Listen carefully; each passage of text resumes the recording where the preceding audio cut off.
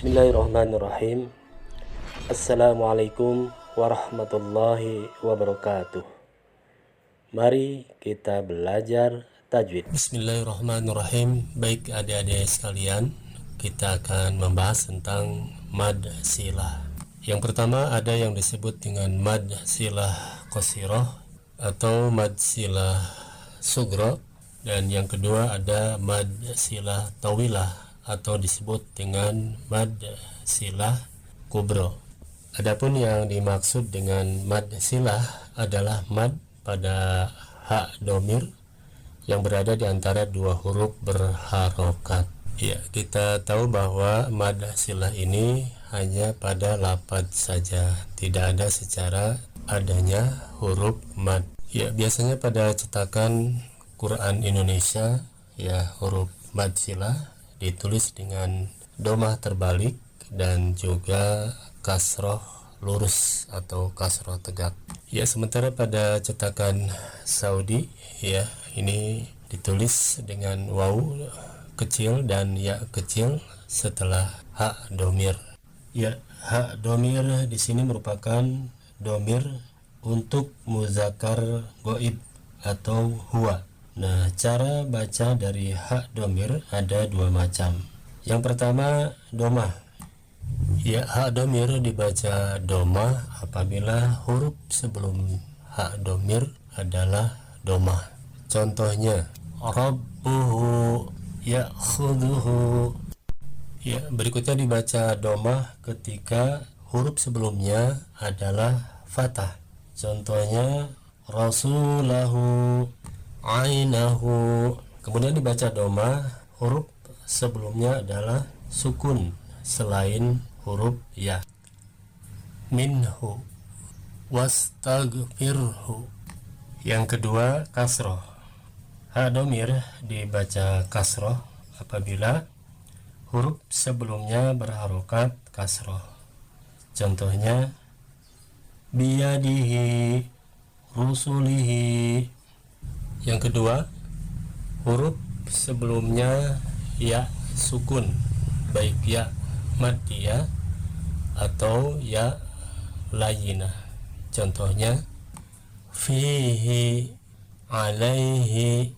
Baik adik-adik sekalian, hak domir itu dibaca mad silah ataupun layinah sebelumnya harus huruf hidup atau berharokat.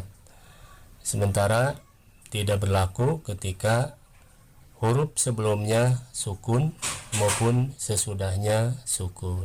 Adik-adik sekalian, kita tahu bahwa mad silah itu dibagi menjadi dua. Ada mad silah qasirah dan ada mad silah tawilah. Yang dimaksud dengan mad silah qasirah, ya, mad silah qasirah yaitu hak domir yang berada di antara dua huruf hidup atau berharokat dan setelahnya tidak ada hamzah. Nah, ini panjangnya dibaca dua harakat. Ya, contohnya innahu kana. Ya, kemudian wa kutubihi, kemudian wa rusulihi. Ya, coba perhatikan contoh ketiga mad silah qasirah ya tadi. Kita lihat huruf sebelum dan sesudahnya itu huruf hidup dan berharokat ya. Dan kemudian ya setelahnya juga tidak ada huruf hamzah. Itulah yang disebut dengan mad silah qasirah. Yang kedua adalah mad silah tawilah. Ya, yang dimaksud dengan mad silah tawilah yaitu mad pada hak domir ya di antara huruf hidup dan setelahnya ada hamzah. Ya, bedanya di hamzah. Nah, ini panjangnya dibaca 4 sampai 5 harakat. Ya, contohnya lahu akhun indahu illa bihi illa. Ya, adik-adik sekalian, ya hak domir pada lahu, indahu, kemudian bihi. Nah, ini dibaca 4 atau 5 harkat ya. Jadi konstan atau istiqomah ya. Kalau 4 semua, kalau 5 semua. Nah, ini kenapa dibaca panjang ya, tawilah. Nah, ini karena ada hamzah ya setelah hak domir tadi. Itulah yang disebut dengan mad silah tawilah. Baik adik-adik sekalian, ada beberapa catatan yang perlu diketahui ya. Yang pertama, hak domir yang huruf sebelumnya sukun tidak dibaca mad ya. Contohnya minhu, alaihi ya. Kemudian hak domir yang huruf setelahnya sukun tidak dibaca mad ya. Contohnya lahul mulku ya, biyadihil mulku. Kemudian hak yang bukan domir ini dibaca pendek ya, seperti lam yantahi ya, manafqahu, walaupun memenuhi syarat untuk dibaca mad silah, tapi di sini haknya bukan hak domir tetapi memang hak asli, jadi dibacanya pendek. Kemudian hak domir ketika waqaf ini disukunkan ya, jadi berlaku mad silah ketika memang di wasol ya. Contohnya fa'amma man thaqulat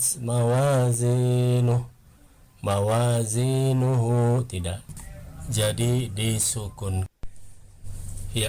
Kemudian juga ada pengecualian ya. Nah, ini pengertian dari mad silah hak domir pada surat Az-Zumar ayat 7. Nah, ini dibaca pendek walaupun memenuhi syarat sebagai mad silah, yaitu pada ayat ya yaradahu lakum ya. Nah, ini tidak